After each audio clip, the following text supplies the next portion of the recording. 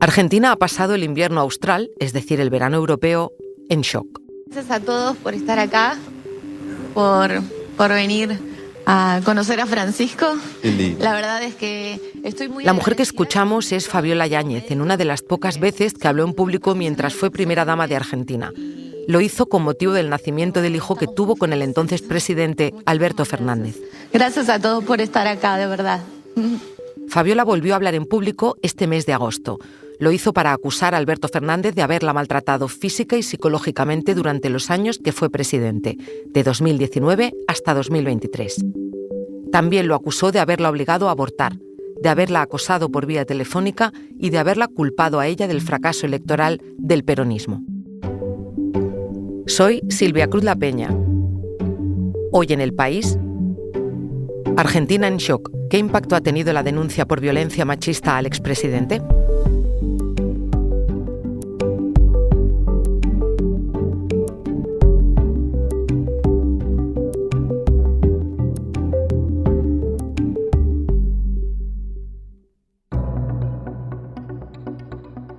La denuncia de la ex primera dama argentina Fabiola Yáñez está en fase de investigación, pero no pinta bien para Alberto Fernández, que presidió Argentina bajo la coalición Frente de Todos de 2019 a 2023 y fue un hombre fuerte durante 20 años del peronismo. La denuncia salió a la luz de forma casual y dentro de otro caso, el que investiga las supuestas irregularidades en la contratación de seguros durante el mandato de Fernández. En ese caso, se investigaba el móvil de María Cantero, la secretaria privada del expresidente durante años y cuyo marido estaría implicado en el caso de los seguros.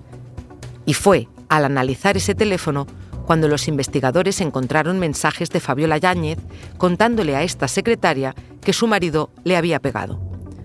También había fotos de sus ojos amoratados y frases de Fabiola como esta.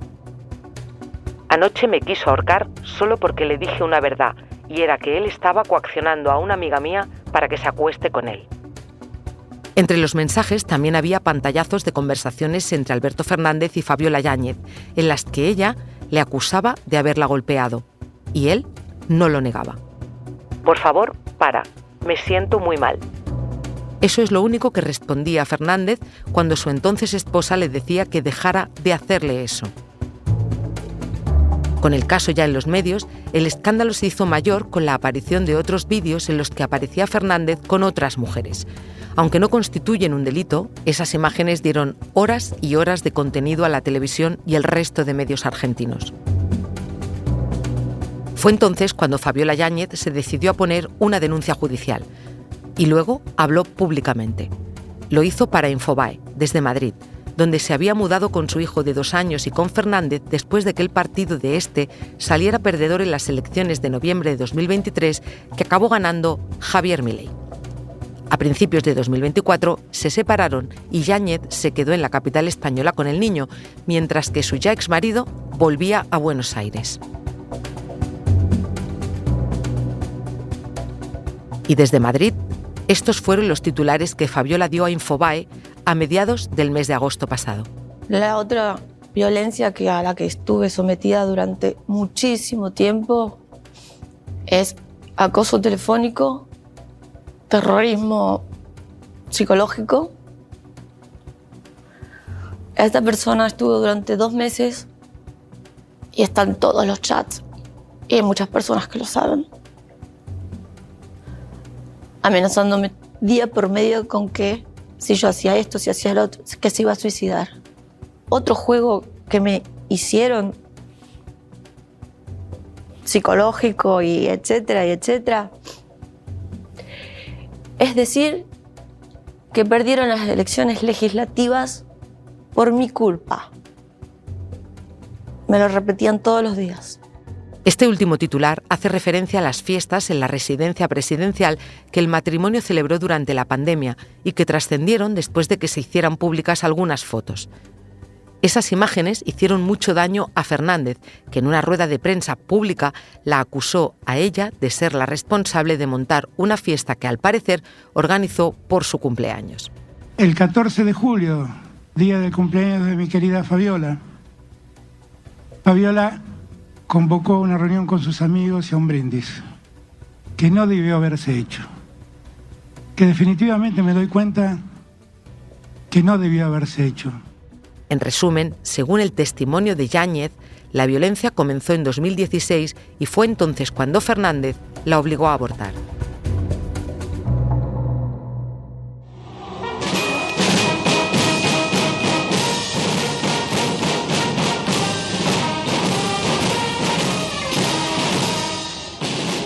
Escuchamos la marcha de ingreso de las banderas, la marcha que acompañó a la pareja presidencial el día que él juró su cargo. Desde entonces vivieron 4 años en una residencia oficial por la que pasan cientos de personas cada día. Algunas ya han declarado ante la Fiscalía. La defensa de Alberto Fernández ha aportado varios testigos anónimos, como una niñera, que aseguró no haber visto violencia y que dijo que los hematomas de Fabiola Yáñez, que sí vio, se debían a tratamientos estéticos. Una de las claves de la versión de la exprimera dama que más daño hacen a la antigua ejecutiva de Fernández implica a Ayelen Matxina, ministra de Mujeres, Géneros y Diversidad. Yáñez asegura que le pidió ayuda y que ésta no se la dio. Ayelen Matxina lo niega. Hola, Mar. Hola, ¿qué tal? ¿Cómo va todo? Mar Centenera es corresponsal del País en Buenos Aires. Mar, te quería preguntar, ¿cuánta gente puede pasar diariamente por esa finca de olivos donde viven los presidentes y sus familias? Por la Quinta de Olivos normalmente hay cerca de 100 empleados, entre custodios, choferes, cocineros, personal de servicio, y la gente que entra y sale se puede incluso duplicar, dependiendo de... Ahí se organizan muchas visitas, el presidente recibe a mucha gente, así que estamos hablando de que hay días que puede haber cerca de 200 personas circulando por la Quinta de Olivos. Y al parecer, o de momento, parece que nadie vio nada de lo que pasó, de lo que hemos resumido en esa cronología. Yo quería que me contaras, Mar, ¿qué apoyos está recibiendo Fabiola Yáñez en este caso? El apoyo que está recibiendo es más bien a nivel social, digamos, porque no ha habido, más allá de su círculo íntimo, que obviamente se ha solidarizado de forma expresa y sí que dice que sabía lo que pasaba. Hasta ahora, frente al juez, nadie ha dicho de forma clara que conocía la existencia de esa violencia de género contra ella. Pero sí que ha tenido un gran apoyo por parte de la sociedad, que ha quedado conmocionada. Las fotos que se filtraron fueron fotos realmente muy impactantes y eso generó como todo un torrente a través de las redes sociales, por todos lados, ¿no? Y después un poco conocer de primera mano su declaración generó mucho impacto, un gran shock. Mar, hemos comentado aquellas fotos en la Quinta de Olivos durante el confinamiento y cómo afectaron a su imagen. ¿Tú dirías que ha cambiado con este caso? Yo creo que la imagen de Fabiola no ha cambiado. Es una imagen muy mala la que tiene porque, bueno, básicamente quedó asociada al cumpleaños que celebró durante el confinamiento y salió a la luz un año después, cuando ya no estaban en vigencia esas medidas. Pero sí que fue un golpe tremendo para su imagen, para la imagen del gobierno, y se considera que fue el motivo por el que el peronismo perdió las elecciones de medio término a finales del año. Lo que sí es que, sin cambiar esa imagen, que sigue siendo muy mala, sí que la gente ha podido diferenciar una cosa de otra, ¿no? Sí que la ven como una víctima de violencia de género y se solidarizan desde ese lado. Sobre todo muchas mujeres que se han sentido... han revivido en carne propia situaciones que atravesaron, ¿no? Al escucharla me parece que eso ha generado una oleada de solidaridad hacia ella que era difícil de imaginar unos meses antes. Hablemos ahora de su exmarido, Alberto Fernández. No hay que olvidar que fue quien impulsó el Ministerio de Igualdad, ese ministerio que, según Yáñez, le negó ayuda. Él, como presidente, promulgó leyes contra la violencia de género en el país y varias de sus declaraciones tienen hoy, tras estas acusaciones y documentos que ha presentado su exmujer, muy mala hemeroteca. Me da vergüenza que en la Argentina una mujer padezca violencia de género. Nos agarró la pandemia y en el medio de todo esto a ustedes se les ocurrió terminar con el patriarcado. Ni una menos debe ser una bandera de toda la sociedad. Bueno, créanme que estoy muy feliz de estar poniéndole fin al patriarcado. Mar, tú junto a otro compañero, Martín Sivak, entrevistaste a Alberto Fernández este agosto en su piso del barrio de Puerto Madero, en Buenos Aires. Es la única entrevista que ha concedido el exmandatario tras las acusaciones. Mar, ¿resonaban esas palabras de Fernández contra la violencia de género que acabamos de escuchar cuando hablaste con él? Sí, esas palabras resonaban. Él siempre se posicionó públicamente contra la violencia de género y es innegable que las políticas de género tuvieron un gran avance durante su gobierno. Entonces, lo que más sorprende, lo que más nos sorprendió durante la entrevista fue que se defendió con argumentos que son típicos de los que usan los agresores, los violentos. Por ese motivo, lo que más nos sorprendió es que usase argumentos típicos de los agresores, de los violentos, como es invertir la carga de prueba o decir que Yáñez lo denunció instigada por otros en vez de admitir que podía ser porque ella misma en algún momento había decidido denunciarlo, ¿no? A raíz de todo lo que ocurrió, había querido dar ese paso que meses antes se había negado. Mar, de hecho, voy a leer una frase de esa entrevista. Decía Alberto Fernández que durante 4 años fui presidente de este país y promoví las políticas de género y sé que en casos como este la carga de la prueba se invierte y el hombre es presumido culpable y tiene que probar su inocencia. Yo la voy a probar, decía el expresidente en esa entrevista con vosotros. Me gustaría por eso, Mar, que explicaras cómo funciona la ley de violencia de género argentina. ¿A qué se refiere con eso de la carga de la prueba? Claro, la inversión de la carga de la prueba es decir que él se presupone culpable en vez de que haya una presunción de inocencia sobre él. Eso es algo que no es así, no es ni en los casos de violencia machista ni en ningún otro tipo penal de Argentina. Es decir, para la justicia, Alberto Fernández es inocente y lo será hasta que haya una condena una condena condenatoria hacia él. Es decir, como cualquier otro acusado, cualquier otra persona que está en un proceso judicial, para la justicia argentina, Alberto Fernández tiene la presunción de inocencia. Y dime, ¿cuál es exactamente la situación judicial de Alberto Fernández en este momento? ¿En qué punto está la investigación? En este momento, el fiscal lo ha imputado por lesiones graves y abuso de poder contra su expareja.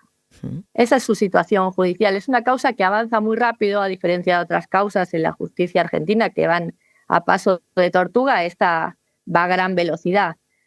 Todavía Alberto no ha sido procesado por el juez, pero sí que el juez ha comenzado a llamar a muchos testigos y la lista se prevé que será larguísima. Además están las listas de las personas que entraron y salieron de Olivos en esos días en los que se presupone que ocurrió el maltrato. Ahora me sigues contando, Mar. Enseguida volvemos.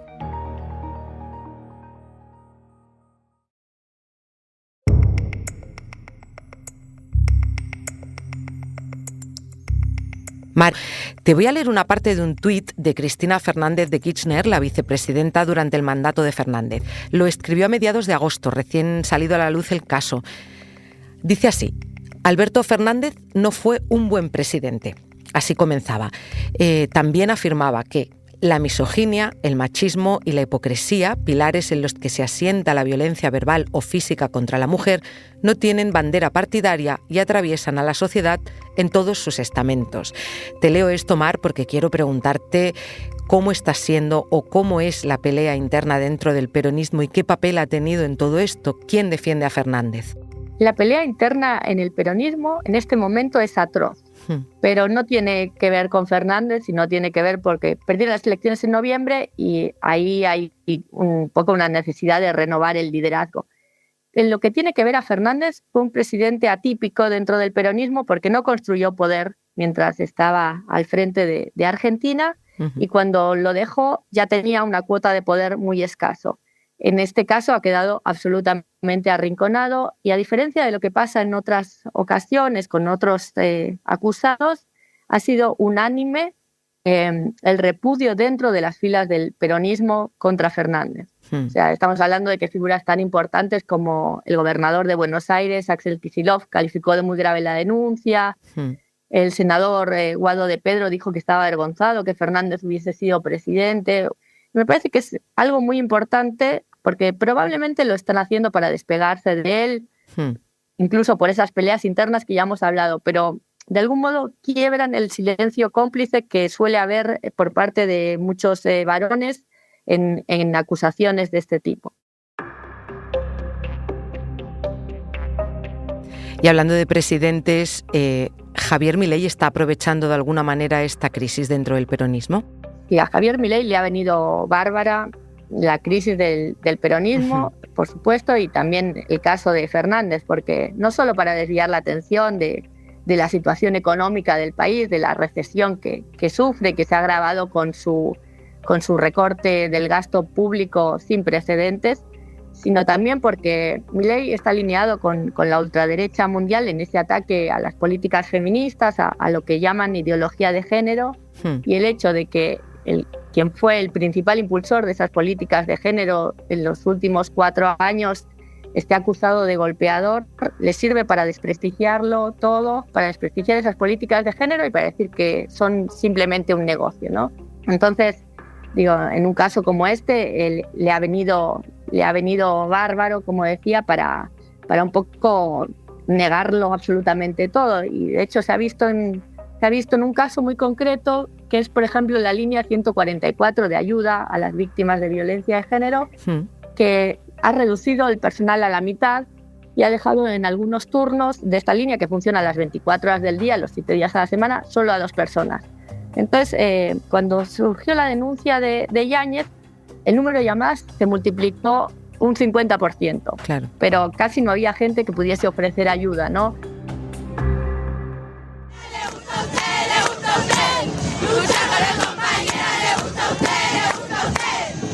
Mar, escuchamos ahora una manifestación feminista en Argentina. Ahí el movimiento ha tenido un poder movilizador total. ¿Qué se ha comentado en sus filas estos días? ¿Hay división de opiniones? No, dentro del feminismo la opinión unánime es que, bueno, es un caso que obviamente ayuda mucho a entender lo enraizada que está la violencia de género. Quiero decir que uno no, da igual la ideología que profese, da igual lo que se diga públicamente, ¿no? Que es posible, no se sabe, la causa está en la justicia, no se sabe si Alberto Fernández es inocente o culpable, ¿no? Pero bueno, pero sí que sí que da cuenta de lo enraizada que está la violencia de género. Y después otra de las cosas que el feminismo pone sobre la mesa es que posiblemente Yáñez no se hubiese atrevido a denunciar si no hubiese habido todo un trabajo previo de muchos años de que las víctimas realmente se sientan con la fuerza suficiente para ir y denunciar ante los medios, denunciar ante la justicia y contar lo que les está pasando, ¿no? Es algo que además siempre durante las primeras denuncias había como una condena social muy grande y esa condena social fue desapareciendo y fue apareciendo una solidaridad que hace 10 años también era muy difícil de imaginar. Para acabar, Mar, recuerdo una frase que publicaste en uno de los artículos relacionados con el tema. Te referías a este caso como un caso emblemático que puede marcar el rumbo de Argentina en la lucha contra la violencia de género. Pero también decías que en un sentido o en otro. Claro, porque Argentina está en una encrucijada enorme. De hecho, Milei, uno de los discursos que más repite es que él no solo libra un natural, y en esa guerra cultural es una guerra en la que se disputa el sentido. Por un lado está lo que comentábamos de esa negación de todo lo que es la violencia de género, negación de todos los problemas que se han ido poniendo sobre la mesa durante tantos años. Para Milei el aborto es un asesinato, quiere dar marcha atrás con la legalización del aborto. Y por otro lado, está como todos los avances, la conquista de derechos que han protagonizado las mujeres durante los últimos años. Entonces me parece que un poco esto pone sobre la mesa, es un juicio realmente que va a ser muy importante y que hay que ver cuál será su desarrollo. Me parece que sí, que va a tener, pase lo que pase, va a marcar un antes y un después en el desarrollo de las políticas de género y en la visión sobre las conquistas del feminismo, los retrocesos que un poco está empezando a ver y cómo sigue hacia adelante. Veremos cómo sigue ese proceso. Seguro que volvemos a hablar muy pronto, Mar. Gracias. Muchas gracias a ti, Silvia.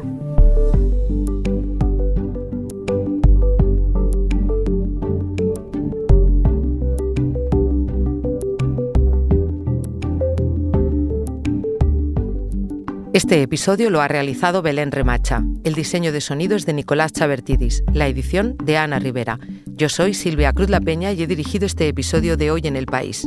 Gracias por escuchar.